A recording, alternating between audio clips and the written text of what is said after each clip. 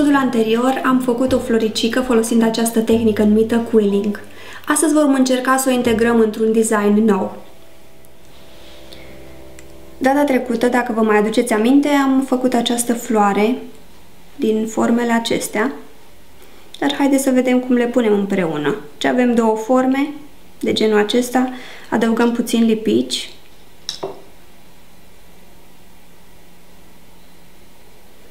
Lipiciul transparent este perfect și vom presa cele două forme cu grijă ca să nu stricăm forma inițială.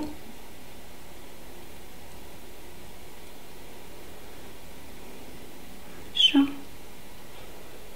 Și stau împreună. Ce am putea face cu această floare? Haideți să o înfrumusețăm puțin și să adăugăm ceva în plus. Am să vă arăt cum se va face floarea aceasta din mijloc. Vom lua o fâșie de hârtie.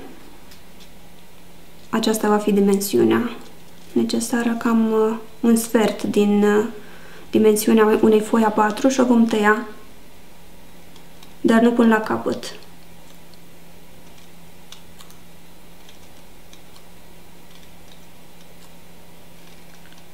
Vom continua până la final și vom ajunge la această bandă tăiată mărunt.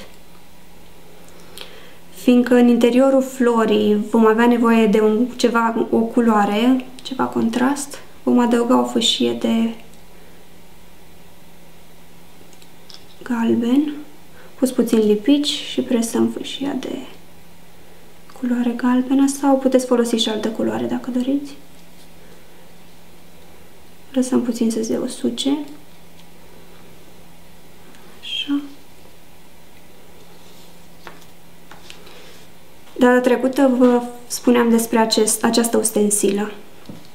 O vom folosi din nou pentru a rula hârtia.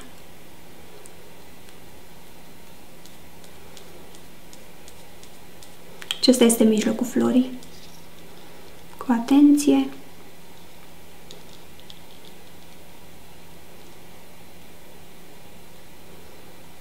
Mare grijă, câteodată nu este complet lipită, s-ar putea să desfacă, dar vom continua să presăm cu degetul și rulăm până la capăt.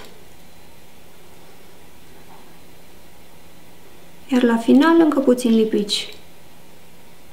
Nu mult.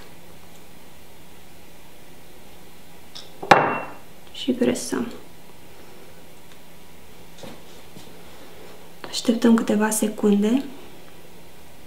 Dacă nu este lipită bine, se va desface, chiar văd că începe, așa că trebuie să fiu atentă. Bun. Vom împinge cu unghia afară și vom desface floarea.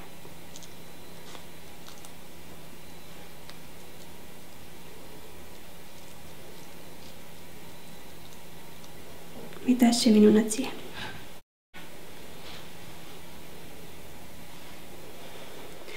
Dacă ne uităm la model, observăm aceste inimioare.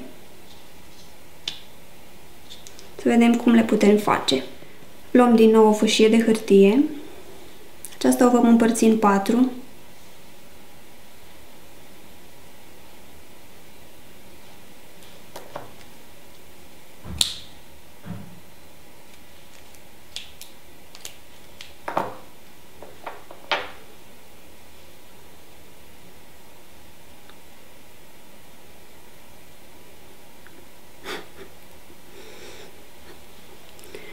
Există probleme câteodată datorită cartonului gros. O vom rula și când ajungem aici, împingem cu arătătorul și dăm drumul. Facem la fel cu altă fâșie.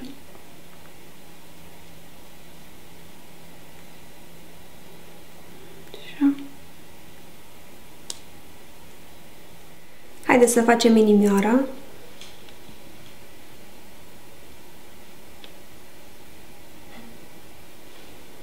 Așa.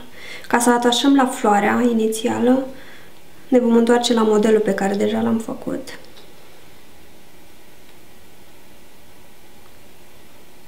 puțin lipici.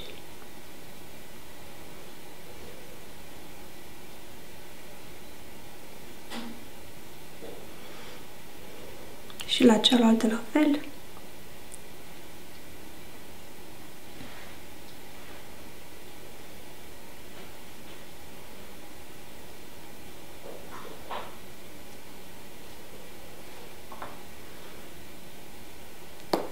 Și vom strânge cu ajutorul unei pensete.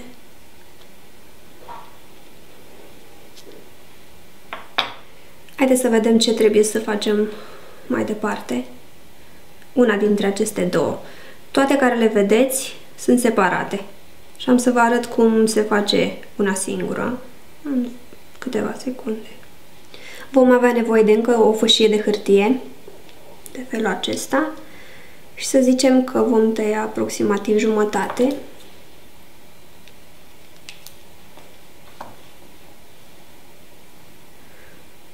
Și vom merge pe același principiu de rulare.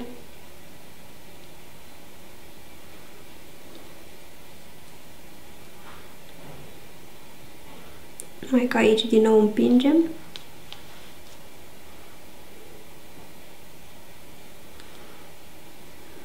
Și este gata, una dintre ele. Vom face la fel și cu celelalte 1, 2, 3, 4, 5 bucăți. Haideți să vedem ce am reușit până acum. Am lipit inimioarele de care vorbeam mai devreme, am lipit peste floarea, nu știu dacă se poate vedea, pur și simplu am pus puțin lipit și am presat-o. Așa. Și acum le vom lipi pe cele de sus. Le vom lua separat. Să zicem acestea două, prima dată. Și le vom lipi împreună, e foarte simplu.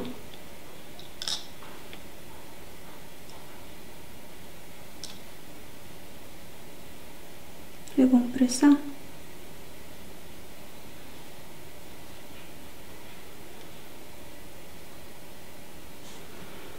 Acestea sunt gata, deci mijlocul este gata. Următoarele vor fi acestea. Nu foarte mult lipici, foarte puțin.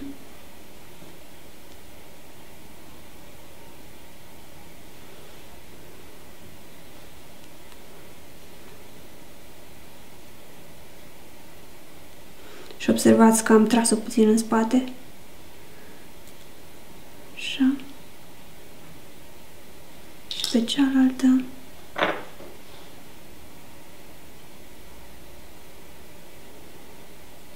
Și la fel vom proceda și cu celelalte două.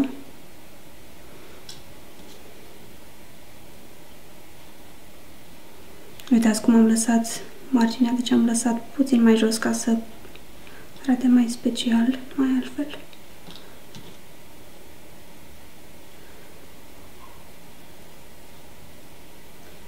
Și presăm împreună.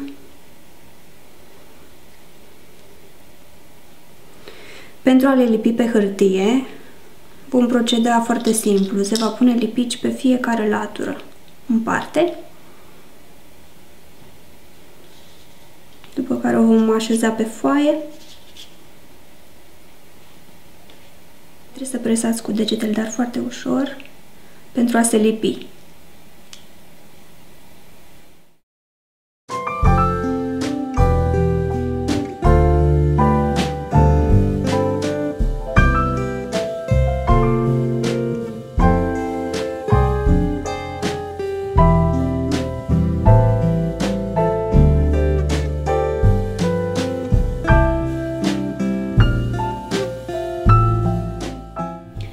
Sunt Ligia Pop și vă mulțumesc că mi-ați fost alături. Vă aștept cu drag și data viitoare!